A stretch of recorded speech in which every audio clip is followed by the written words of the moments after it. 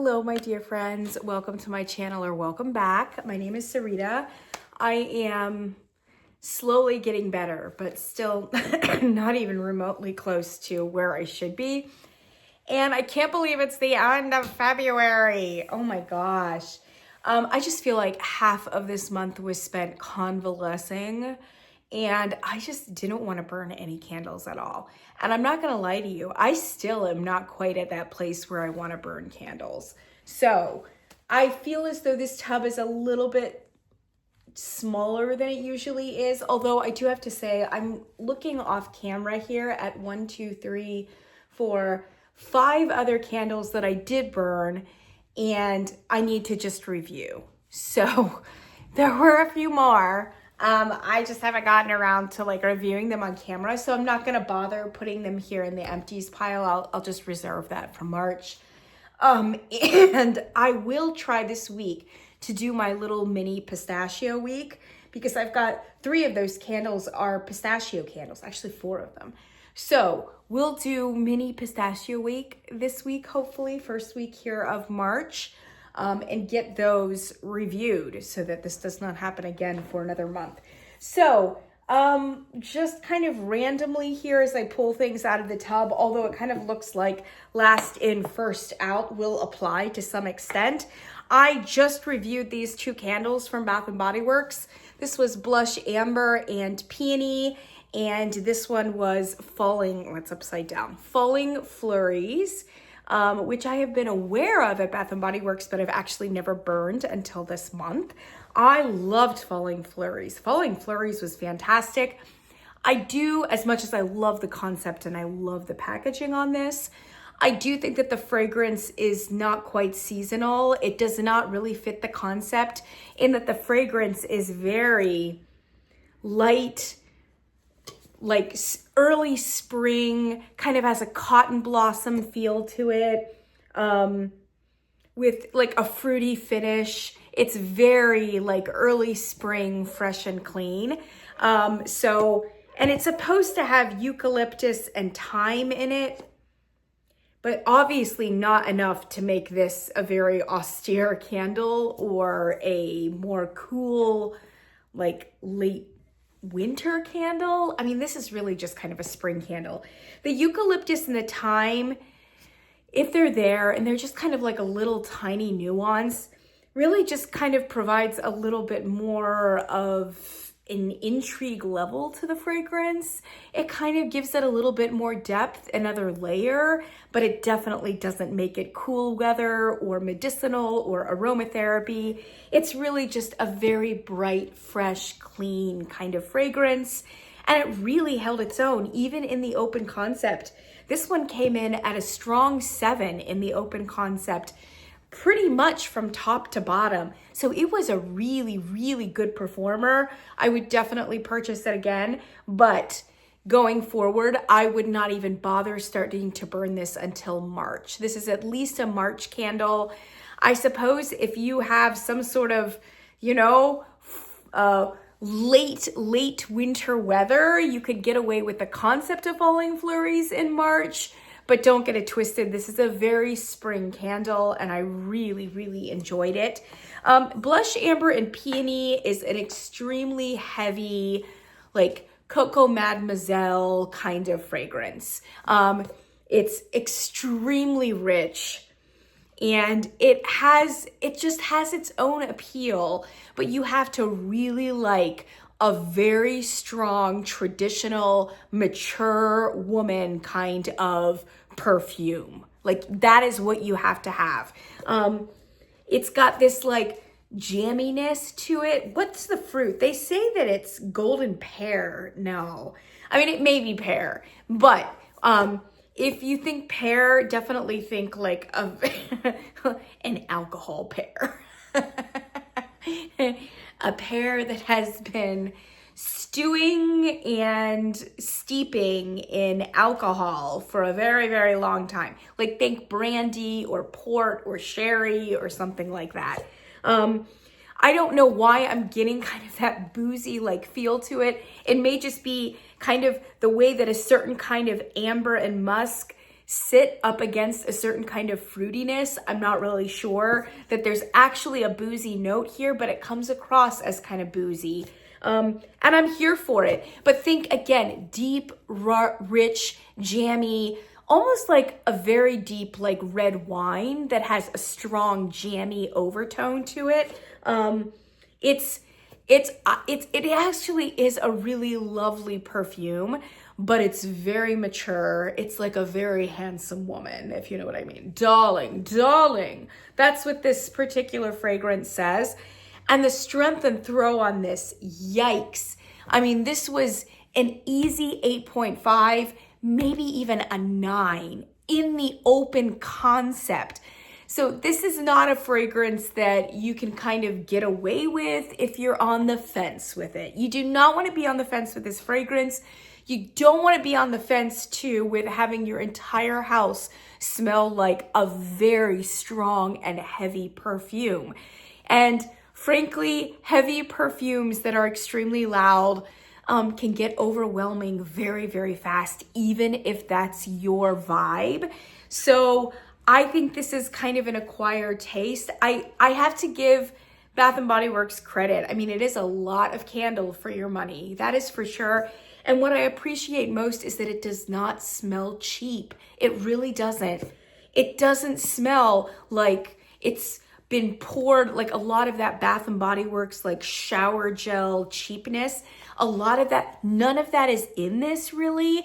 I mean, don't get me wrong, it smells like a personal fragrance, but it smells exactly like a very rich, like Dior or Chanel kind of perfume. So it's its own point of view, and it's executed as well as it can be for this particular genre. But a lot of you guys reached out to me and in the comments were like, I had to take this one back. It was too strong for me. So for those of us who love, love, love strong candles, I do want to kind of flag that this one is much stronger, certainly, than the candles we've been getting from Bath & Body Works. But frankly, even in the continuum of strong candles from Bath & Body Works, this one does kind of tip the scales in a way that is probably not going to be pleasant for most people. We'll just put it that way. But a really fantastic fragrance for what it is. So, and I'm just happy that we're getting some candles here that are performing relatively well for Bath & Body Works. I've got a random Village candle here. I've just been trying to, I went into my guest bathroom the other day and I was like, ugh, there's just so many stacks here in my little like space over the toilet. There's like all these shelves and I just have like half-eaten candles, or not eaten, but you know what I mean, half-burned candles, and I want them out of my space. So I've been trying to burn through some of those like half-used candles. This one was from the fall. This one is Hearthside Pine from Village in this quote-unquote gentleman's collection. I really liked this fragrance. Yeah. Kind of spicy, lots of patchouli, lots of vetiver, lots of coniferous pine / balsam. It's a really, really nice, but, you know, fairly standard men's leaning fall outdoor kind of candle. It's definitely better than any of the ones that Yankee put out this year, for instance, that are usually just drowned in amber and bergamot.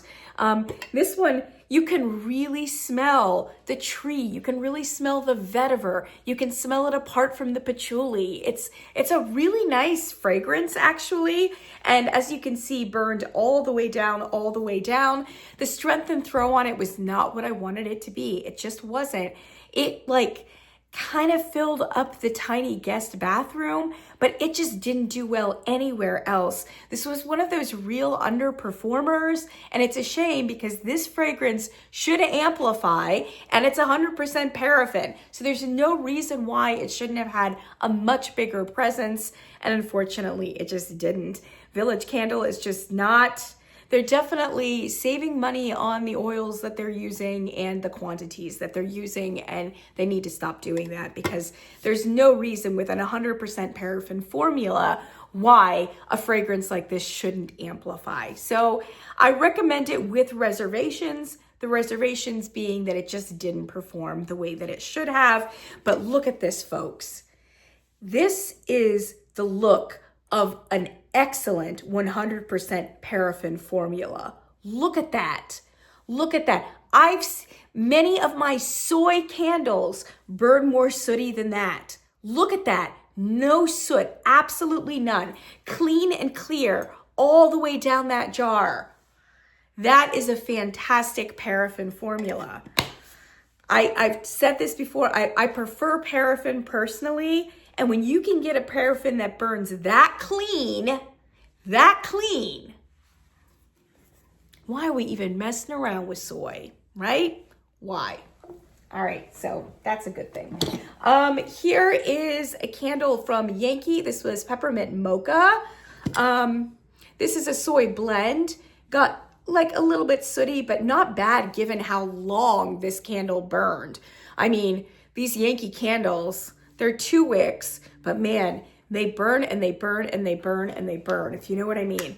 They burn a little faster than their 100% paraffin did, but still very, very long. And this one is not quite as clean because, as you can see, it is a soy. So it leaves kind of some soy smut around it. So yeah, Peppermint Mocha, I love the way this smelled on cold. Man, so delicioso. And I'm not even a gourmand person. Man, it was great. It was really great. It just smelled good. It's a little bit of I don't know if I would go so far as to say a smoky chocolate. This was the quote unquote cafe collection that really didn't have any coffee in it.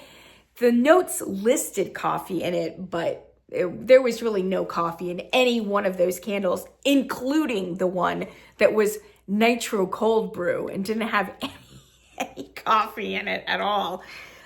They seem to have substituted in chocolate rather than coffee in many of those candles, including the nitro cold brew one. This one smelled great though.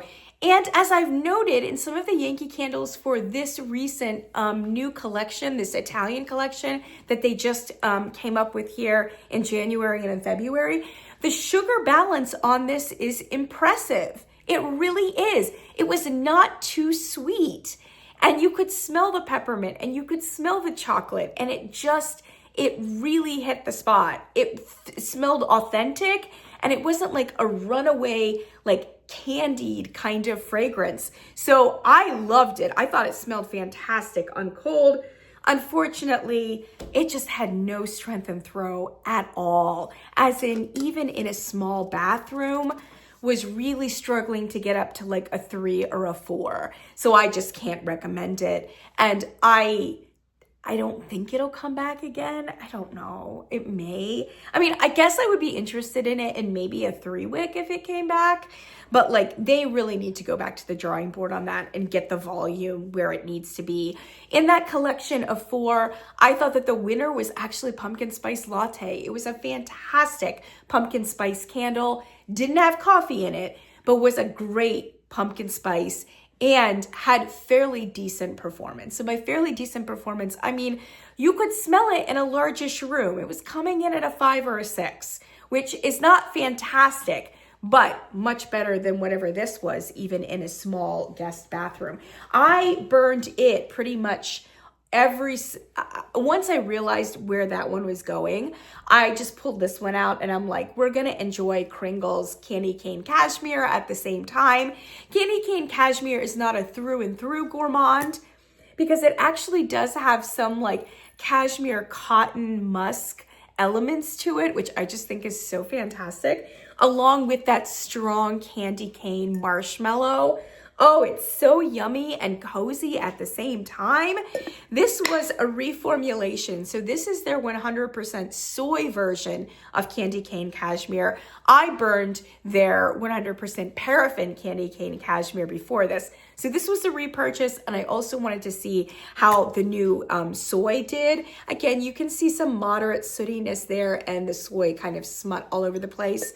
The good news is that it actually performed pretty well in terms of strength and throw. I could put it in the back bedroom and it could, for the most part, fill the space. the back bedroom space. It did take several hours, but it did get up to like a 6.5, you know, something like that in the back bedroom. And really just kind of sat by this peppermint mocha. And I mean, sometimes as I came closer, I could get kind of a whiff of the chocolate here contributed by the Yankee candle. But for the most part, this one was like the engine that was pulling the little caboose that just was not contributing hardly anything at all. I love Candy Cane Cashmere. It's one of my favorite fragrances from Kringle. I do have to say that this one is stronger than the 100% paraffin was, but that's not, it's a bit unusual and misleading. The soy is not actually stronger. It's not going to give you a stronger performance than 100% paraffin, but they have very obviously poured more scent oils into this than they did the 100% paraffin. And I've talked about this before. I mean, this was a fragrance that came out in like the last 2 years or 3 years of that country candle line when it was competing with the 100% soy Kringle. And I have conjectured that I think they sabotaged the country candle line for several years, trying to get the performance to line up a little bit better with the soy, because the 100% soy just doesn't perform in terms of strength and throw at all. And so they just kind of ran their country candle line into the ground because they didn't want the 100% paraffins to be so obviously showing up the 100% soy. This was in that genre. And I mean, guys, it's not a secret. It's really not a secret. I mean, when they went to 100% soy in the country candle line a year ago, Mick Kittredge literally straight up told everyone, like he tried to assure them all that like they were pouring triple the amount of fragrance in to these soy candles so that they would be strong, because the worry for all of us was, oh my gosh, now country candle is going to go to 100% soy and we're not going to be able to smell it, just like we can't the Kringle line, right? He said we're pouring triple the amount of scent oils into it. Folks, if like your CEO tells you that they have to pour triple the amount of scent oils into 100% soy to get it remotely up to the level of an 100% paraffin candle, it tells you all you need to know. I know some of you probably think I'm like pulling this out of my ass, or I have like some animus against soy, and it's not necessarily the case.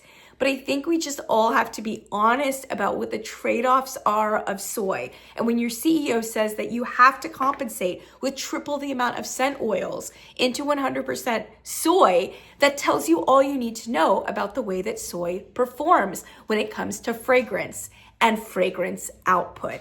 All right, so close parentheses on that. This one actually is one of those rare 100% soys that did outperform the paraffin, but I think that that just has to do with the fact that obviously they've poured a ton more scent oils into it. And it begs the question, why couldn't we just pour more scent oils into the paraffin and call it a day? I do have to say that in terms of the fragrance, because soy not only doesn't like have good strength and throw, but it actually changes the fragrance itself. And many people will tell you this who are discerning. I think I've told you guys this story before, but I was in a Yankee candle maybe a year or two ago, and the store clerk was showing me lots of different candles, and we were talking about like the differences in the formulas, etc. And she was like, let me show you this. And this was unsolicited. Let me show you this. She said, and I can't remember what fragrance it was. I want to say that it was like a lavender lemon candle or something like that. She's like, smell it here in the 100% paraffin. Now smell it in the soy paraffin blend. Do you see how they're completely different fragrances? And like they were completely different I mean, they were similar, but like they were obviously different fragrances. And it had to do with the fact that like soy just holds fragrance differently than paraffin. And anyone who's kind of worth their salt, they will tell you that the soy holds fragrance incompletely and patchily in a way that like paraffin doesn't. Paraffin has its detractions. It's definitely sooty. There's no question. Or at least it's usually sooty, depending upon how bad your paraffin formula is. But paraffin does capture fragrance with a brilliance and with a completeness in a way that like soy doesn't. So going back to this fragrance here, Candy Cane Cashmere, unfortunately, it was louder than the 100% paraffin, but I was really just mainly getting the candy cane and some of the marshmallow. And unfortunately, like the cotton cashmere musk nuance did not come across. Smelling it on cold, I can smell it about as strong as like I can, but once burned, like there's just no way. There's no way that you can smell it. So for me, yes, it is louder than it was before, and I would repurchase it, but some of the amazing nuances of Candy Cane Cashmere, unfortunately, just don't come across with the soy. So that is what it is. And there are many people who just like, they don't care. They want as clean a candle burning as possible. And they're willing to trade off a lot of different like fragrance nuances. I personally am not willing to do that. So that's what puts me kind of solidly more in the paraffin camp. One of you guys sent me this lovely candle from a small company here in Virginia, FYN Candle Company. And I can't remember. Oh, here we go. Woodbridge, Virginia. And this is their coffee candle, which very nicely is called Grounded. It is a soy wax blend. So soy paraffin, cotton wicks, and it really smells very nice. It did from the beginning. I burned it most of the way down until I really wasn't getting much of anything. And then I kind of called it a day. It was moderately sooty. A little bit more than I wanted. I think it's a bit overwicked. As you can see, there's a lot of carbon residue down there. The wicks were very, very big, and you had to do a ton of trimming because this could really get pretty hot and pretty like furious, kind of black and thick. The coffee fragrance is good. It's a nice roasty coffee fragrance. For me, it has a bit too much of like a chocolate Tootsie Roll, like after note. Some people love that. I don't personally love it. So there was that. But really the main issue is that I had trouble with the way that it performed. It just did not have the strength and throw that I wanted it to have. So I would still be interested in this candle company, but for me, Grounded was not, it wasn't a standout, especially in terms of some of the other coffee candles that I have burned. That said, if you join me for Coffee Week, you know it's hard to get a really strong coffee candle. And man, there were a lot of mediocre coffee candles. Unfortunately, this is kind of one of them. It's got this really nice bamboo lid, but there you go. And thank you to whoever sent it to me. That was really, really kind. I'm always loving some new candles to kind of smell and some new companies that I can be aware of. Speaking of which, no, maybe I'll come back to that later. Here's one that, this is a very luxury company here, Agraria. And I kind of like their candles. They are in the same genre as Times, who does like Fraser Fir, for instance. They are like old money candle companies from back in the day. And I would say that their fragrances are a little old too. Some of them are very old-fashioned and heavy smelling, like kind of in a Crabtree and Evelyn way, if you even remember that store. So not great. And many of their fragrances have not aged well. And they're extremely expensive. Agraria is extremely expensive, by the way. I got this at Home Goods for $10. It's a $10 for a 3.4 ounce candle right here. And regular price, it was about 20 bucks for that little tiny votive. So that kind of gives you a sense of price point for these. I kind of like Agraria though. This one is Golden Cassis. And I smelled this in one of the very bougie old money stores that we've got here in Charlottesville, Virginia. So I was aware of it anyway, and then I wanted to try it. I do have to say that the performance on these tends to be fairly good. These are very thickly, heavily fragranced kind of candles. So even in a single votive, like you're actually going to get decent strength and throw. And by the way, if you get a Fraser Fir from Times that's about that size, you will also get fairly decent strength and throw, even from a very small candle. So that's kind of the silver lining of paying $20 for a votive candle. It's a very nice kind of glass design that they've got for Agraria. All of their candles look like this. Golden Cassis is, well, Cassis is like currants. This is kind of a currant perfume, essentially. It's a perfume, a women's perfume with a lot of amber, a la golden, the golden part of Golden Cassis. And it does have a little bit of like, you know, a red currant kind of like, you know, nuance as well. Because this amber sits kind of mid-range as opposed to basier though, it's not like super jammy necessarily. It's fine. There's a lot of bergamot in this. It was fine. It was fine. But I wouldn't purchase it again. It was kind of a heavy, mature woman's fragrance that just was fine. And that was it. If I was going to get a mature woman's fragrance that has those kinds of jammy overtones, I would get Blush Amber and Peony from Bath & Body Works any day. But this was one of those bathroom candles that I wanted to get through this month. So we did get through it. I've got a couple Homeworx candles that I reviewed at the beginning. One of them was Vanilla Woods, and I got this from Marshalls or TJ Maxx. I want to say like in November maybe, or even December of last year. I really love the smell of this one. Yeah. It has that like wine-like birch note that Harry Slacken does really well. Harry Slacken has a great birch note. There's no question. Woo, man, that's a great smell.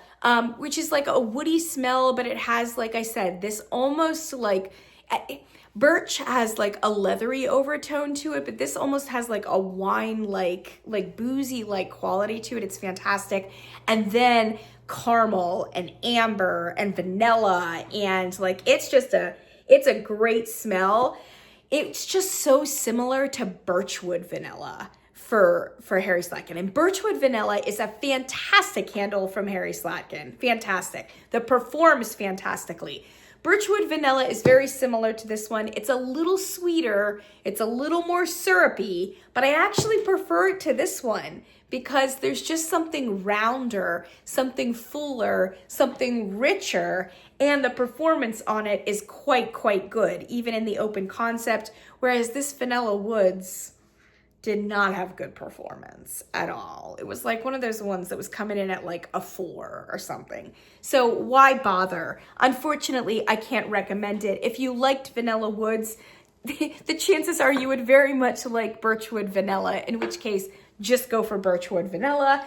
And I see Birchwood Vanilla all the time, you know. That's one of those candles that comes back quite a bit. So I don't think there's gonna be a dearth of Birchwood Vanilla anytime soon. Just get that one.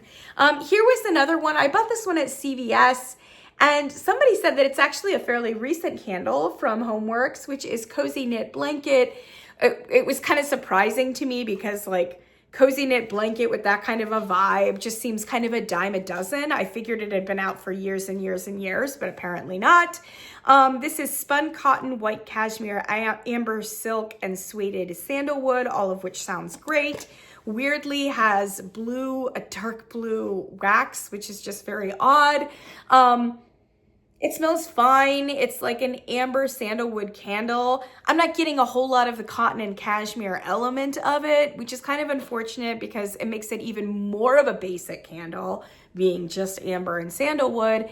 And it just wasn't executed well and had absolutely no strength and throw. So, I mean, if you're gonna do that kind of a basic candle, it has to be flawless in execution. This one sure was not, and had no strength and throw. So what's the point? I do not recommend that one. Now I have lots of wax melts. So many wax melts. Let me show you all the wax melts I have. Ha ha ha. All white with one red one.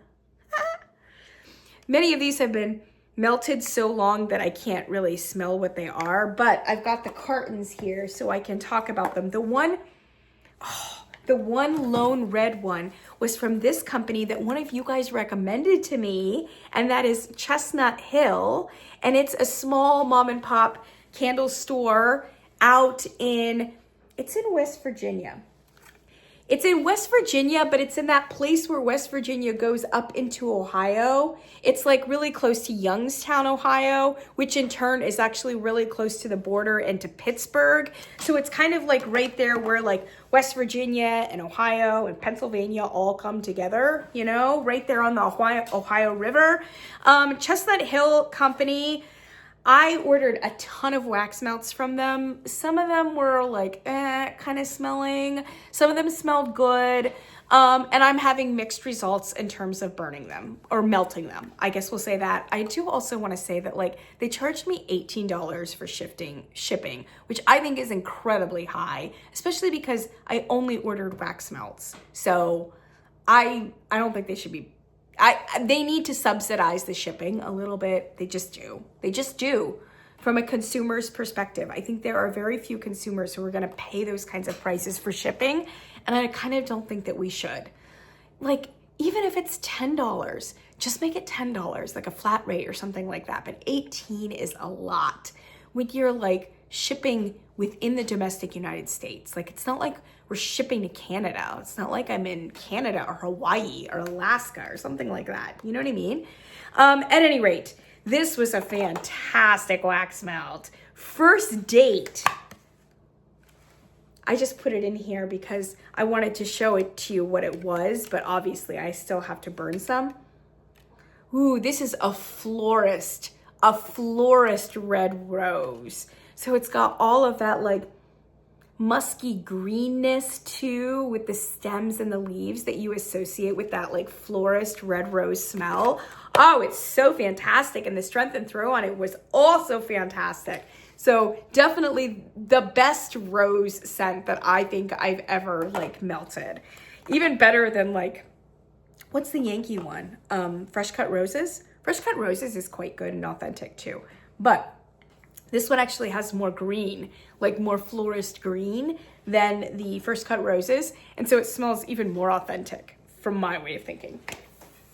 All right, and then I had this one from Aldi. I just picked this up like a week ago or a month ago. This is White Almond, and it has kind of a little bit of a cult following. White Almond is very popular amongst folks who know the Aldi offerings, and it tends to come out on a fairly regular basis. I've never picked it up because it just smelled to me straight up like almond extract. And yeah, but I saw that it was in these melts rather than a candle, and I was like, you know what, I'll melt it and I'll see what happens. So yeah, pretty much smells like almond extract. And then there's this like weird waxy like Play-Doh like smell behind it, which weirdly I actually kind of like because I was one of those strange kids who like to smell Play-Doh. So I kind of like it. I kind of like the Play-Doh with the almond extract. It actually is kind of, it's a point of view. I kind of like smelling it, but at the same time, it's an almond extract with Play-Doh. So God bless. I don't know that it's going to win any fragrance awards. And I don't know if it's for the more sophisticated palates. But I kind of enjoyed burning it. And would I get it again? Oh, who knows, maybe. You know, at Aldi, it's like 99 cents for one of those things. I burned this from Kringle, this frosted spice. It was an absolute no for me. Absolute no. This was one of their new candles for the fall winter. Oh, God. It's really just a red hot cinnamon. There was something else back behind it, and honestly, I can't remember what it is. But like way back behind this like really red hot cinnamon. Who, does it matter? Does it matter? I mean, when I initially hauled this, I was like, I can't smell anything but red hot cinnamon, you know? I just don't understand why these fragrances exist. And I don't understand. A lot of people liked it. So God bless if you were one of them. I did not. And I don't do red hot cinnamon. So that was an absolute no for me. They've got another candle too.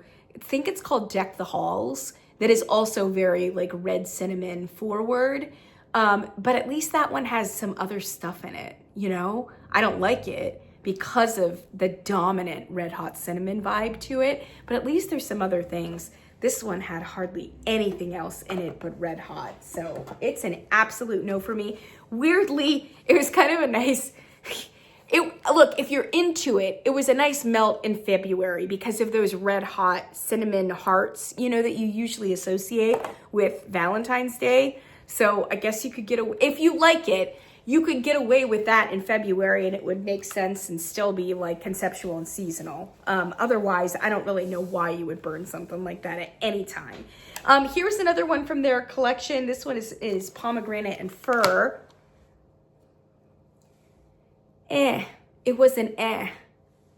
This is another one of those like kind of mature woman, darker, jammy perfumes. I'm not smelling any fir right now in it at all, as in fir balsam, but I do remember when it was melting that at least you could get some nuance of tree behind it. Didn't take away from the fact that it was still like a very heavy woman's perfume. It was just a why. And I'll tell you why it was even more of a why. It's because it had no strength and throw. None, zero, even melting it, zero. Absolutely zero. So again, another real miss from Kringle. This was also in their collection, Winter Iris. Man, I had really high hopes for this because I loved the way that it smelled on cold. It is a little bit of a personal fragrance, but it has a real freshness and cleanness about it because I think it's got kind of a cotton blossom cashmere note in it. It's in the same genre as their marvelous gold and cashmere candle. This one is just a little bit more floral, I think, as opposed to creamy and sultry, which is kind of gold and cashmere, but both of them have that like bright, sparkly freshness to it. I loved the way that this smelled, but it had just no strength and throw, absolutely none. And I have to say that I enjoyed it more smelling it on cold. Even when I kind of hovered over the wax warmer, I didn't like the way that it smelled as much burned as on cold. So kind of another miss, It was not a good collection. Oh, here's another little wax melt. Last but not least, I have two others. One of them was London Christmas Tea from Yankee Candle. This was in their terrible Christmas collection. So there was a lot of terrible to go around, okay, amongst the various companies. London Christmas Tea was supposed to have tea in it. I, for the life of me, cannot smell tea. Now, I know that there are people out there who swear it smells like tea, but I do not. I don't think there's any tea in it at all. What I do smell is that Palo Santo note. That Palo Santo note. So actually, Yankee Candle has developed a wood smell that is very similar to Bath & Body Works' marvelous Palo Santo wood smell. And it's been in several of their, it was in many of their, I want to say at least 2 or 3 candles from Yankee Candle last year, their new ones. It was first in Bahama Beach Bum, which was their summer candle. It was such a standout. One of the best candles I've smelled from Bath & Body Works, from Yankee Candle in a long time. And that's the one that I keep saying should be marketed as Palo Santo Sands for Bath & Body Works, because what was in it was that Palo Santo note with coconut, with amber, with sandalwood, with all of the tropical things. You know what I mean? The driftwood, it was really, really good. That is a Palo Santo conceptual that Bath & Body Works could do very well because Yankee Candle has developed a Palo Santo note that's very, very similar. Then they put it in, I think it was autumn scrapbooking. I think it was autumn scrapbooking. So in the fall, they came out with that fall collection, and there was another candle that was very wood forward, very warm wood forward. That had that strong Palo Santo note in it as well. And then this one for Christmas has the same Palo Santo note, but it's combined with a few other things. It's not quite as like nakedly loud as in autumn scrapbooking, because it's got some cream in it. It's got some like nuances of citrus in it. It's got a few other little things, you know, so it's not just Palo Santo, but it's a surprisingly wood forward fragrance. Again, I enjoyed it better on cold than I did melted, but melted it wasn't bad. And the performance wasn't terrible on it. Wasn't fantastic, wasn't terrible, it just was. But I just didn't like it as well as I liked it on cold. And yeah, so I probably wouldn't be interested in purchasing that. Last but not least, another Chestnut Hill wax melt. This one is called Snowed In, which I thought was very appropriate for some of the snow that we got this month. And chances are, if you're in the United States of America, you got a lot of snow, and perhaps even unseasonal or more rare snow even in your parts. So I thought it was a really good one. It's an odd fragrance. It's very soapy, but it's got like this like clove note as well. So it's like snow and clove, kind of in the way that cardamom is soapy, you know? And it's bright. I think it's got some like lemon in it or something like that. So it's got this like bright soapiness, also with some spices that are more cozy. It's just kind of an odd candle. And the strength and throw on it was terrible. Absolutely terrible. Again, like Yankee candle levels of terrible, you know, like you're melting it and you're hovering over the wax warmer and you're like, I don't think I can smell it. So yes, I have 2 more to melt, but I just threw it in the empties bin. I'm like, what's the point? Just what's the point? I mean, it was that level of bad. So it is what it is. I'm not going to bother with that anymore. That was a miss from Chestnut Hill, Snowed In. And that's what I've got for you, my friends. That was February, with the caveat being that I also burned 4 pistachio candles that I just need to review for you, and also a blueberry candle from Homeworx. So I will try to review those as soon as I can. And like, I will try to start burning some candles here. I just like was so ill for so long that like, it was one of those sicknesses where like, I didn't want to eat, nothing tastes good. Now I have thrush. I have thrush in my mouth because I had antibiotics for the pneumonia, and the antibiotics killed every amount of good bacteria in my body as well. So it threw me into gastronomical distress and gave me a yeast infection in my mouth, and now I can't taste food. I'm sorry, guys. I'm just a mess. I'm a mess, and I don't want to smell anything, and I don't want to taste anything. So that's where we are, unfortunately. I was literally thinking the other day, will I ever burn another candle again? I just don't want to. The joy is gone. I can't smell anything, you know? And I know I'll get over it and I'll start burning them, but like that's where we are right now. So actually it's very impressive that I have anything to show for this month at all, but we have some things. So I will get back on the wagon. I started burning jasmine from, you know, like the Disney Princess jasmine from Bath and Body Works, which is basically Baccarat Rouge. So I did start, actually, I take that back. It is between Baccarat Rouge and In the Stars. It's somewhere smack in the middle. So In the Stars has always been seen as kind of close to Baccarat Rouge. And of course, In the Stars predates Baccarat Rouge, you know, but is somewhat similar. So this jasmine candle is like right in the middle. If you want to see the trajectory between In the Stars and Baccarat Rouge, this is the middle candle, the middle moment. It's not bad. It's not performing like great, but it's not performing terrible either, you know?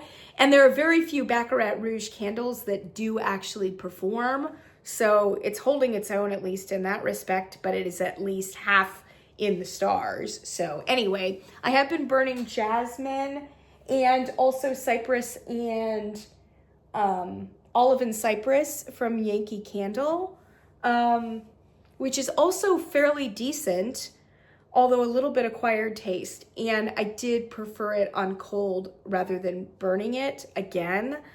But I don't know, like, honestly, because I've been so sick and like my scent is off a little bit, I don't even know if I'm getting a good read on some of these. So I don't know. At any rate, I am going to get back on the horse here. We're going to start burning some things and getting on with our lives. And hopefully I will continue feeling better and better. Thank you so much for joining me though for February, even though I didn't actually record that many videos. Thanks for being with me, guys. And for all of my fellow colleagues who continue making amazing videos, I watch them all. I really do. So thank you so much as well if you are a fellow content creator, because you guys are keeping my flame alive, even if it's low. It's burning quite low right now. Thanks so much, guys. Let's hope that March, we really just kind of turn a corner, and hopefully I turn a corner as well. I will catch you guys in the next one. Bye.